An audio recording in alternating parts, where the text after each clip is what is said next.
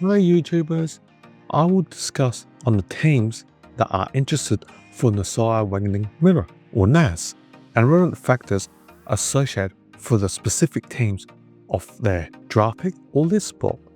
We will look at the following teams in the order of Port Adelaide Power, Adelaide Crows and his current team in St Kilda Saints. Before we continue, I would like to ask for a very small favour.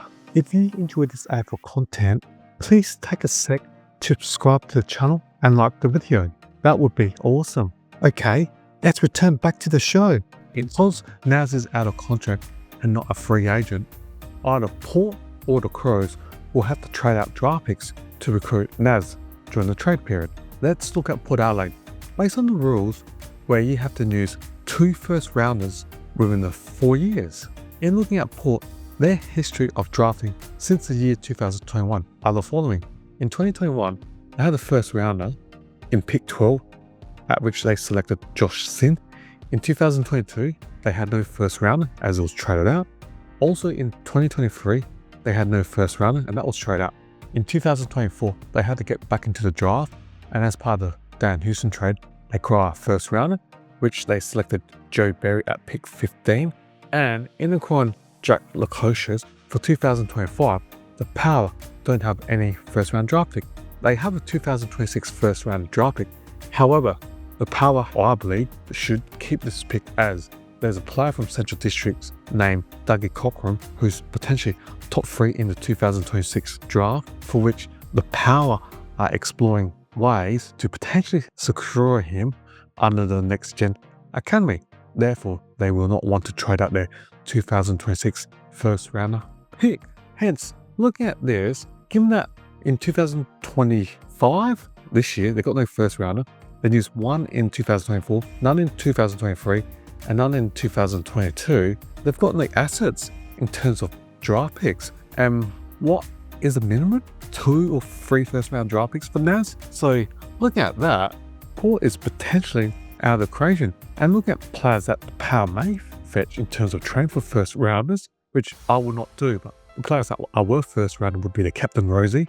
You're not going to trade him. Zach Butters, he still has 1 more year left of his contract. You're not going to trade him. And Bergman, who just signed for another 2 years, you're not going to trade him. And Horn Francis, no way you'll trade him. Mitch Georgiadis, they were the 5 players that are worth first rounders, but no way Port would trade them. And looking at that, Port don't have the assets. And I believe, based on this, Port are out of the race for Nasiah Wanganeen-Milera, as they don't have to draft capital unless they trade one of those gun players I mentioned, but you will not do that. Okay, the next team is the Adelaide Crows. First round draft picks for Adelaide Crows since the year 2021 are, they had Joshua Shelley for pick 6, and in 2022 they had pick 17 where they selected Max Michelini, and in 2023 they had 3 first rounders where they selected Dan Curtin, Charlie Edwards and Oscar Ryan.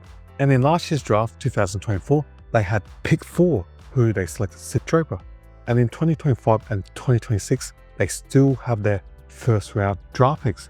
The Crows do have draft capital to acquire NAS potentially, and they have no limitations where they already used 6 first round draft picks since the year 2021 to the 2024 draft. Let's look at the Crows list spot. The players out of contract for the Crows at the end of season 2025 are got Chris Burgess, Matt Crouch, Cal Gallagher, Lachlan Murphy, Riley Ryan, Harry Schomburg, Brody Smith, Hugh Bond, Kieran Strawn, Lachlan McAndrew, Zach Taylor, and Taylor Walker. And looking at that, there's only potentially 2 players from that list that may not be in the list, unfortunately.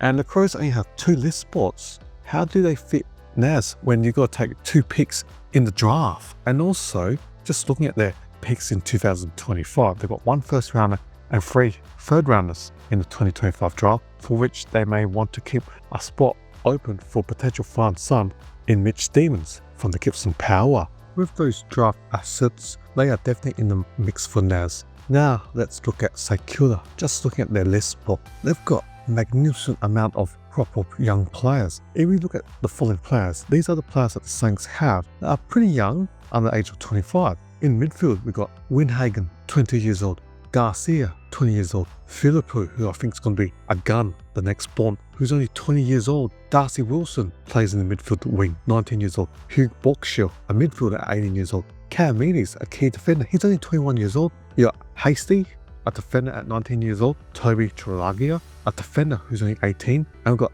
Alex Taru, a key defender, he's only 18. Just look at that list. And then you got Max King, key forward, 25 years old. Cooper Sharman, key forward at 24 years old. Max Hole, that is a medium forward at 23 years old. You got Mitch Owens, a forward at 21 years old. And if you include Naz into this list, a wingman, defender who can play a bit on the ball, 22 years old.